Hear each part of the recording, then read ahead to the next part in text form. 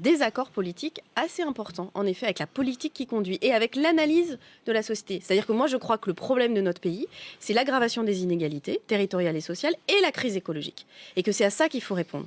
Et la réponse et les questions de Manuel Valls, c'est autour des questions d'autorité, de manière d'imposer la politique, qui sont des choses qui me semblent être pas adaptées au problème. Donc on a un désaccord politique, oui. Un désaccord profond même, profond. Oui. Vous le dites. Vous le dites quoi? Manuel Valls, il est entêté, il est quoi? Il est autoritaire, Là... Vous dites, c'est quand même... Vous l'accablez quand même. Non. Pourquoi est-ce que vous l'accablez avec une telle constance? D'abord, je ne suis pas d'accord. J'ai le droit de dire que je ne suis pas d'accord. Oui, et vous avez le droit de ensuite, le dire, oui, ça c'est sûr. Il a été nommé Premier ministre il y a Oui. un an. Après un échec électoral, celui des municipales, une vraie défaite qu'il fallait reconnaître. En disant, vous voyez bien que la manière de faire de Jean-Marc Ayrault, etc., ne va pas. Moi, Premier ministre, tout va changer. Et on vient de vivre une claque électorale pour la gauche très forte.